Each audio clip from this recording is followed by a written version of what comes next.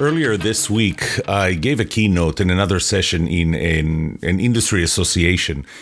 And the funniest thing ever happened in 12 years that I give talks about trust and culture. This was the first time that my talk was preceded by the association's legal counsel giving an overview of antitrust.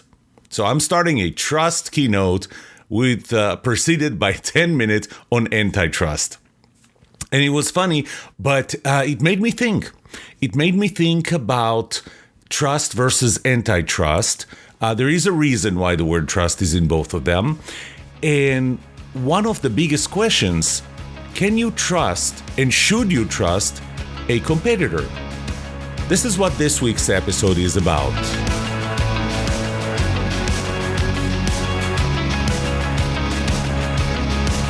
Welcome to The Trust Show. I'm Yoram Solomon, your host, the author of the Book of Trust, and facilitator of the Trust Habits Workshop. My mission is simple. I want to help you form habits that build your trustworthiness, because the answer to this question will have the biggest impact on your personal and professional success or failure. Can I trust you?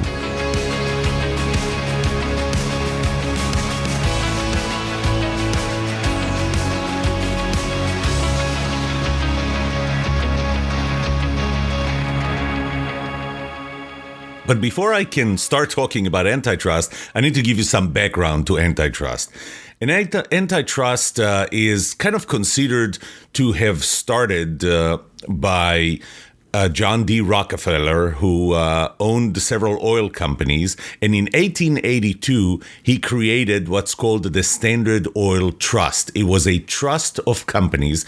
It was competitors. They were all in the same field, the field of oil exploration and refinement and anything to do with oil.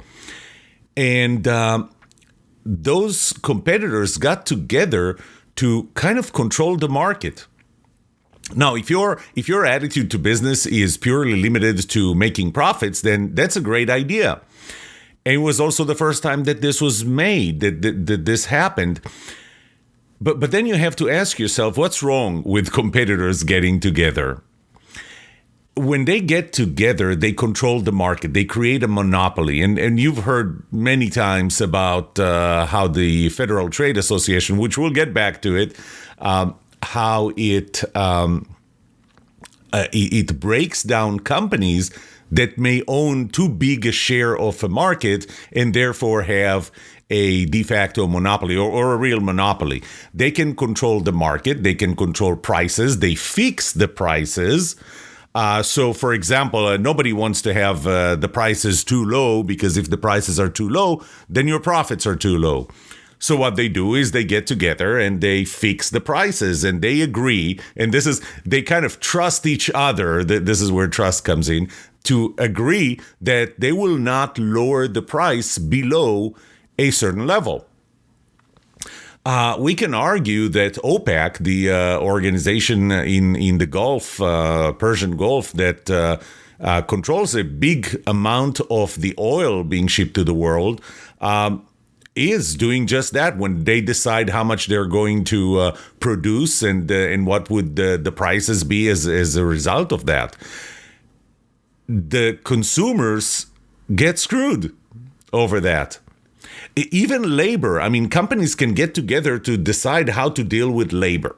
So this is kind of the background to the actions that led to antitrust. So these were the trusts. So it started with the 1882, the Standard Oil Trust. And then started the antitrust movement, because pretty quickly consumers and therefore government realized that the consumers are getting screwed over that. And so they started the antitrust movement. And I need to make it clear, it's kind of confusing. We know that trust is a good thing. And so now I'm telling you that antitrust is actually a positive term. Antitrust is a positive term, but we're talking about a different kind of trust. We're talking about competitors trusting each other to manipulate, to monopolize a market. So antitrust is a good thing. We're fighting that company trust or trust of companies. And it really started with a Supreme Court case of Standard Oil versus United States in 1908. In 1890, actually, even before that case, the first antitrust law that was created was the Sherman Act, 1890. 1914, the two other major legislation pieces in antitrust were in 1914. The first one was the Federal Trade Commission Act. That was the one that created the Federal Trade Commission, or FTC. That is really the number one U.S. government entity dealing with antitrust, and the Clayton Act. So this is the background to antitrust, to the type of trust that led to the antitrust movement. So antitrust is a good thing. You don't want competitors to do things that screw the consumers or the labor market or any other entity in that respect, simply because they have too much power and too much coordination. And that's antitrust. And this leads to the question, should competitors ever meet? Because when competitors meet and they exchange ideas or things, that this is a potential act of the type of trust that antitrust stands against, or it's an anti-antitrust activity. And it's really the question of what do they do when they meet. I was part of multiple industry trade associations where competitors get together to create something. The Wi-Fi Alliance, I served on the board of the Wi-Fi Alliance, and we created the Wi-Fi technology that you know today. Bluetooth was a special interest group. USB is a special interest group. A lot of times, competitors get together to create standards that would assure interoperability and will grow a market and really not do anything that harms the consumers. Those industry associations, they don't do bad, they do good. And so antitrust is not aimed at them. The antitrust really is efforts to prevent companies from working together to control prices unfairly or to create a monopoly. So this is kind of when a single company or a group of companies that is the only supplier of something. This is the legal definition of antitrust. Antitrust is not an effort to reduce trust in the world. No, it's not. It's a different type of trust. And it does not mean that competitors cannot trust each other. So that leads to the question, can competitors trust each other? Should they trust each other? You know, one of the things that I'm always impressed with is I have a friend in Israel. Her name is Amy Boni, and Amy Boni is one of Israel's leading divorce attorneys. And she has a friend, and her friend's name is Ruth Dayan. And Ruth Dayan is one of Israel's leading divorce attorneys. And they're good friends, and they support each other. You know what? I support some of my competitors, the ones that I really get along with. And when one of them came out with a new book, I supported him. And when I came up with a new activity, he supported me. And sometimes we brainstorm with each other ideas around trust, the positive type of trust. And we kind of trust each other. And Amy and Ruth trust each other as well. So competitors can trust each other. So what is the value of competitors trusting each other? And if you think about that, think about your business, think about your industry. Even if you're a single person, sole proprietor business, you have competitors. Should you trust them? What is the value of trusting them? Well, one is, and it really depends on how far is the market from reaching its potential. Now, the market can evolve, which means that there are more things that this market or the competitors that play in this market can achieve. which means that it's not near its potential. In some markets, you're probably reaching your potential. And when when the market reaches its potential, it really becomes a zero-sum game. For competitors to gain, to increase their revenue, increase their profit, it has to happen at the expense of somebody else. Let's just assume that you can have no more than one computer in every house, and every house already has a computer. The market size is fixed, and competitors have to fight over what is the next computer you're going to get when you're replacing your current computer, or phone for that matter. And when that is the state of the market or the level of maturity of the market, then you're really playing a zero-sum game.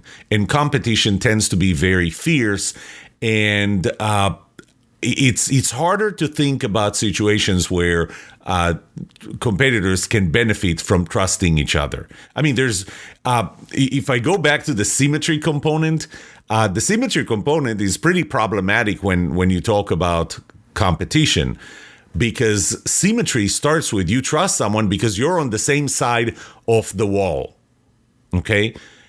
And if you're a competitor, you're typically on the other side of the wall.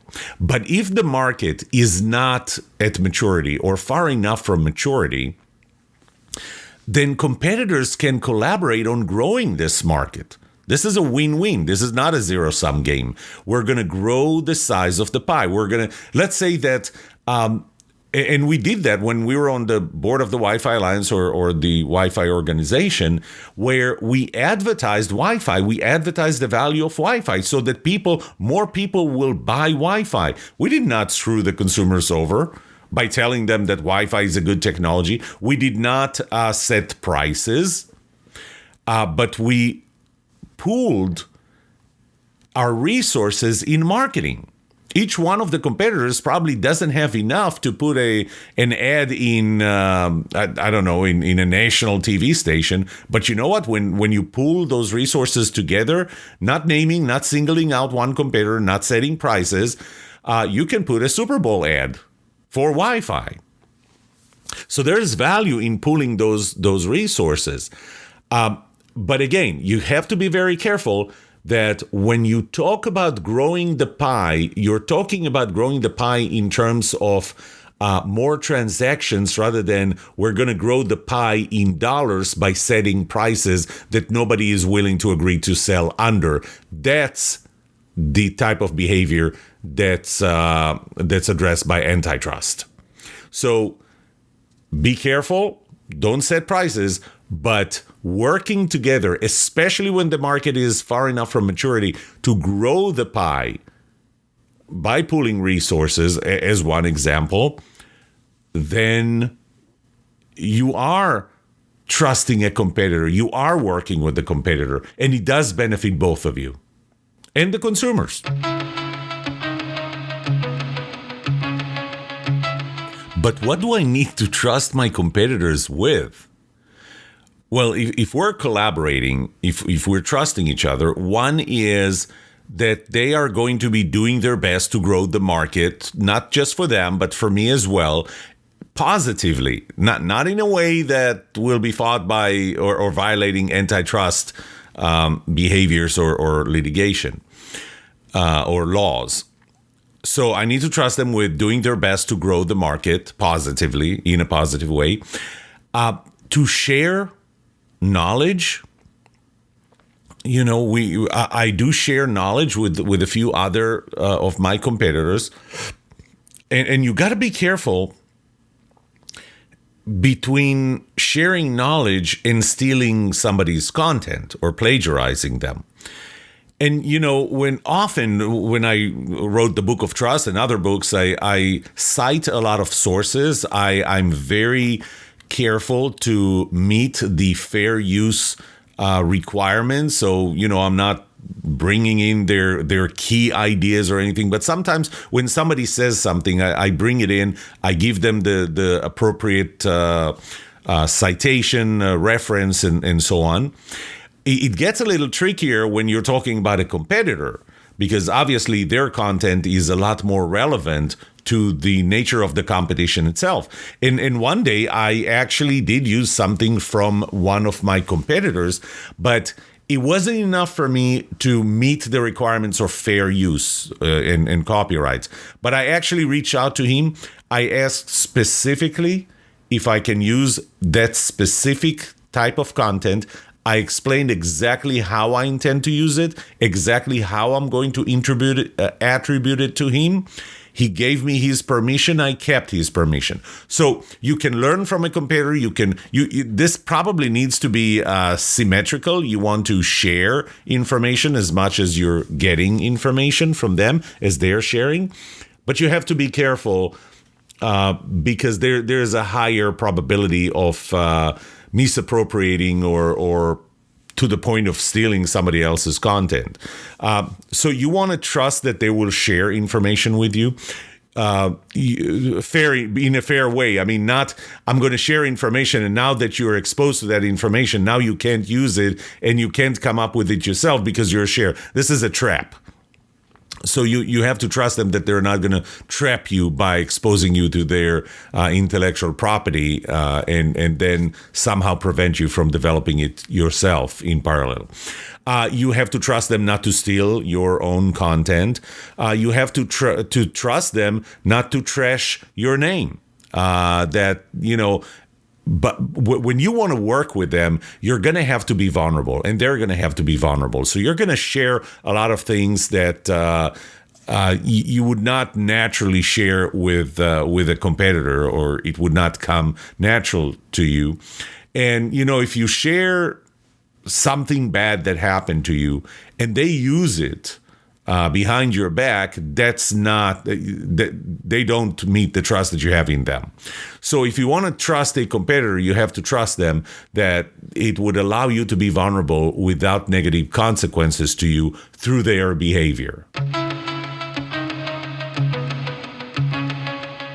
Let's look at the relative trustworthiness model and ask what makes you trust them, or what makes me gives me the ability to trust them. And again, this model is divided into two parts of components, three each: the who they are and the what they do. Let's start with the who they are. Competence. Are you trusting a competitor that you respect? You respect where they are in the industry. You respect the quality of their work. You respect the amount of research that went into what they do. You respect where they are in the market, their successes, and so on. You're going to trust a competitor that you can respect. Personality compatibility. So this is interesting because it has nothing to do with what they do as a competitor and more what they do as a person. And even when you talk about a company, even a very large company, companies have personality, and that personality comes through their people. And specifically the people that might come to an industry association and interact with you. Are they passionate about what you do? Are they good people? Do they lie? All of the type of things that would fit within personality compatibility between two people would fit between two competitors. And it has less to do with their behavior as a competitor and more to do with their behavior as a person. Symmetry is the third component of who they are. And as I said before, symmetry is a little problematic because you are competitors. You're on opposite side of the wall. But again, if the market still has enough room to grow, this is not a zero-sum market. If they behave in a zero-sum behavior, you obviously are not going to be able to trust them because they're on the other side of the wall. That's zero-sum. But if the market does have potential to grow and you're more into the win-win, then really you can, to some extent, see that you're on the same side of the wall, where the common enemy who's on the other side of the wall could be determined as the market acceptance, the size of the market, different things that you both are sharing as issues on the other side. Again, be very, very careful. The prices are too low. They might be a common enemy for both of you, but you can't do anything about that without violating antitrust laws. So the fact that there is something, especially market size, and I remember the earlier days of Wi-Fi, the thing on the other side was the acceptance of even the term Wi-Fi, because we really started, and I don't want to give you too deep of a background to Wi-Fi, but it started with a 1991 that later in standard IEEE Industry for Electrical and Electronics Engineers. 1991, they created a standard called 802.11. In 1999, they created 11A and 11B. So it was known as 802.11b. This is how people knew Wi-Fi in the early years. And this is, we're talking 99, 2000, 2001. And when we formed that organization, it was formed under the name of WECA, Wireless Ethernet Compatibility Alliance. And then we came up with the name Wi-Fi, Wireless Fidelity, and we started developing a logo and a certification program. And those were critical for the success that Wi-Fi has today, which, by the way, I don't think that any of us back then envisioned that level of success and market adoption. But our biggest enemy on the other side of that wall was the acceptance of the term Wi-Fi, of the technology, of the importance of compatibility across multiple competitors. So we cooperated in branding of Wi-Fi. We cooperated in market acceptance. We cooperated in developing an interoperability certification program. So, when you look at the product that works with Wi-Fi, you will see the Wi-Fi certified logo. And we had to, all competitors, stand behind it in both developing the certification program, the interoperability certification program, along with the logo and the, I'm not going to say enforcement, but I'll call it market awareness of the importance of that certification logo.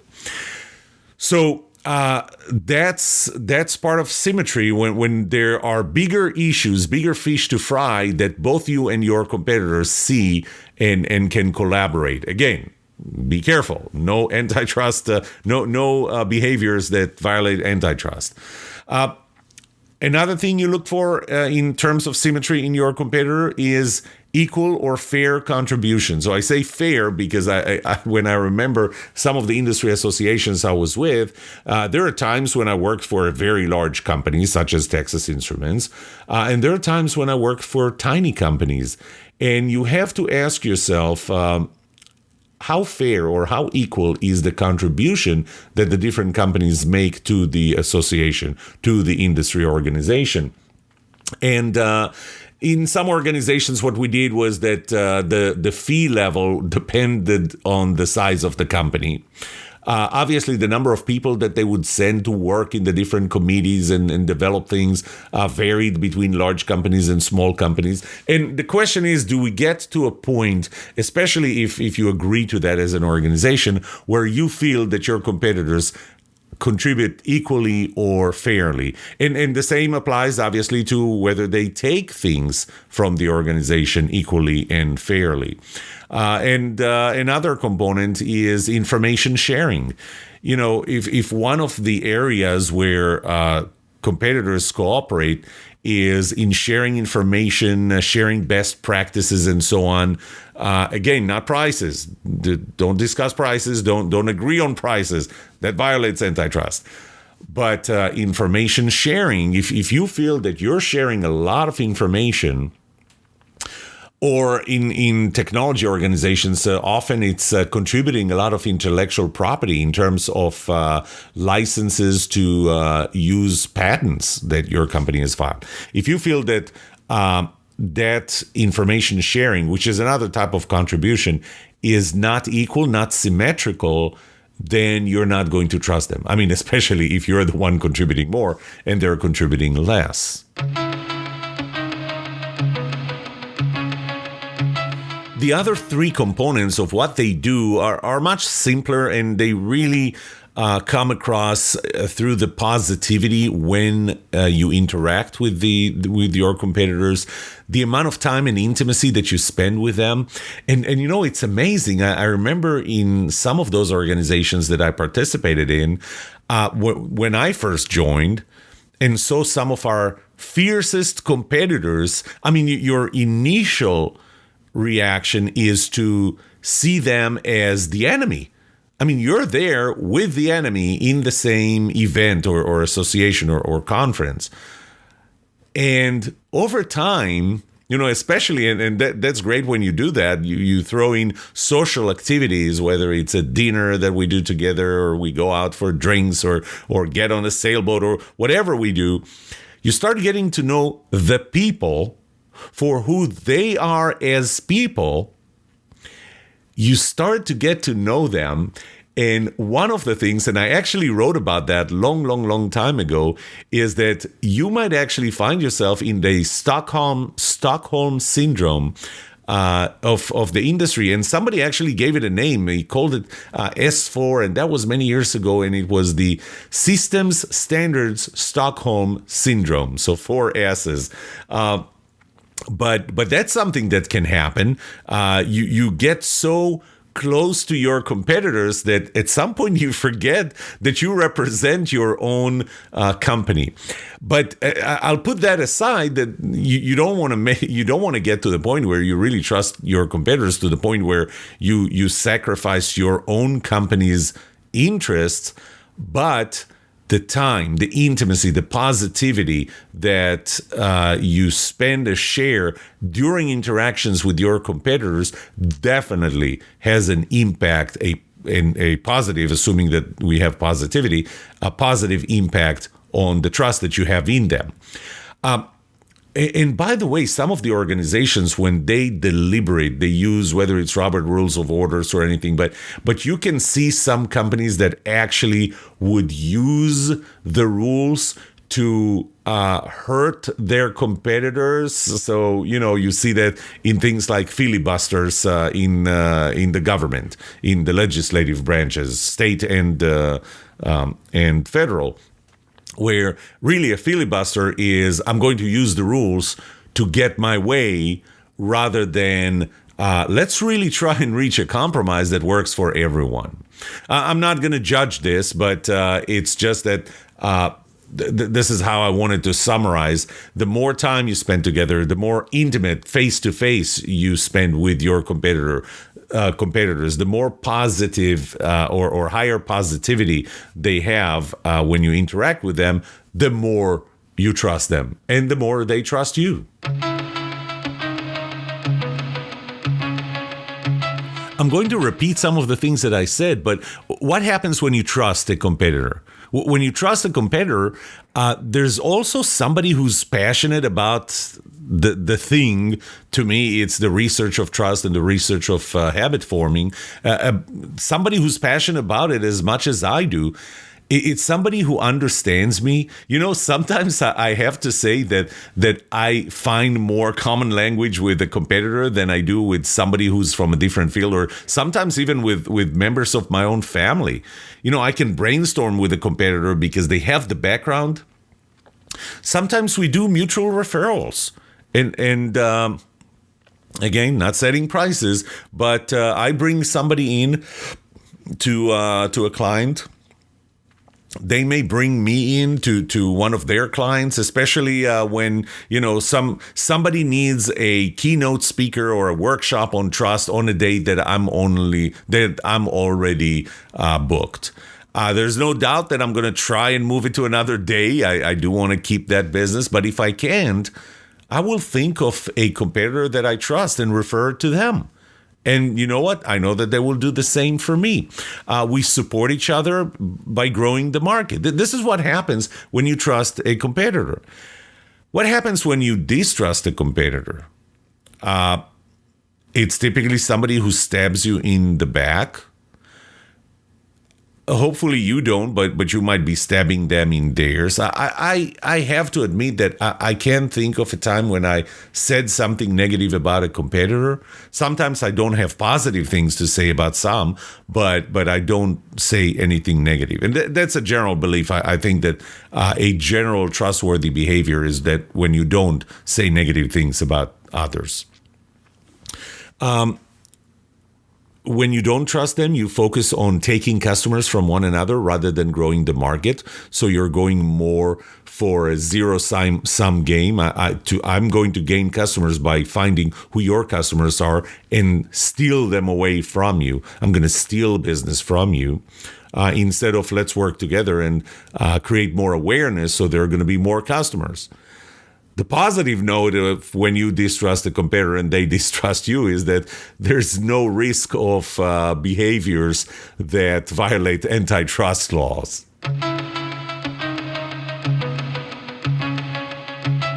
One final question is, how much can you trust a competitor? So the first thing is the second law of trust, that trust is contextual. So the question is, trusting a competitor with what? So it depends on what. It also depends on where we are on this topic with Symmetry. And so, you're in an event, an industry association event with a competitor, and they rented a car. You did not rent a car. Do you trust them to drive me around? Yeah, it has nothing to do with the fact that they're a competitor. This does not put them on the other side of a wall. Do you trust their selection or their recommendation of food or restaurant or something like that? Yeah. You trust them as a person. Has nothing to do with them being a competitor. Can you trust their competitive recommendations? Well, as President Reagan said, trust but verify. So it's a good starting point. Should you trust that 100%? Not necessarily. Almost doesn't matter unless you really are two competitors that are working under the same company, which means that you're not competitors, you're collaborators, you're employees of the same company, you're partners. Unless you are that, then at some point in time you are still competitors.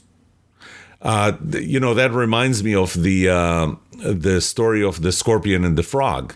The frog was about to cross the river, and the scorpion said, "Hey, frog, can you carry me on your back because I can't swim? Carry me to the other side." The frog says, "But scorpion, you're gonna sting me, and we're both gonna die." And the scorpion said, "No, it's in my best interest not to sting you, so that you'll take me all the way to the other side." And the frog asked again, "Are you sure? Because if you sting me, we both die, not just me." And the scorpion says, No, I promise. And so the frog says, "Okay, fine, climb on my back." The scorpion climbs on the frog's back. The frog starts swimming to the other side. Halfway through, the scorpion stings the frog, gives him a lethal dose of poison. And the frog, surprised, looked at the scorpion and said, "What did you do? You just killed both of us. Why did you sting me?" And the scorpion looks back at the frog and he said, "I couldn't help it. I'm a scorpion." So keep in mind that your competitor is still a competitor. And if I go back to what trust really is and why do we need trust in general, I need trust to overcome fear of a certain risk. What is that risk? That I'm not going to be successful in the market, that I'm going to lose customers. So if I don't trust my competitor enough to feel safe that I'm not going to lose the market, then I really don't feel safe. I feel danger. Well, here's the thing. The competitor is still a competitor, just like a scorpion is still a scorpion. So you can have a very good relationship that would make you feel less in danger, but still in danger. So you will still feel danger when you're trusting a competitor, and that's a healthy feeling, just like it's healthy to feel fear when you're going out to war. But if you trust them, it's not going to be as much as if you don't.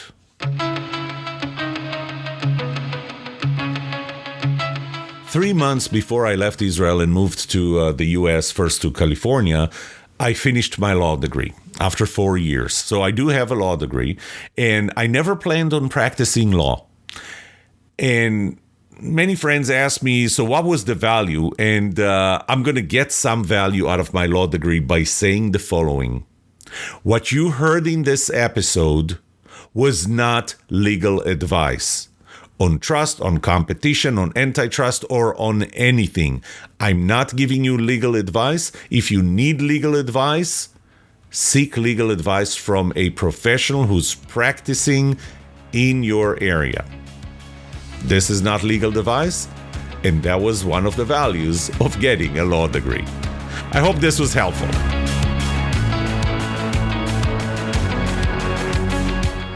What would you like to know about trust and trustworthiness? Let me know and I'll answer it in a future episode. I would love to hear from you. Email me at yoram@thetrustshow.com. If you like this episode, subscribe to the show so you will automatically get notified when I release a new episode. Rate it. Write a review for this podcast because those ratings help not only you, but also others looking for podcasts just like this. If you're looking for more resources to learn about how to build trust, be trusted, or know who to trust, look up my workshops, online courses, books, or go to my website, trusthabits.com. And remember that the answer to these two questions will have the biggest impact on your personal and professional success or failure. Can I trust you, and can you trust me? Thank you for listening or watching The Trust Show.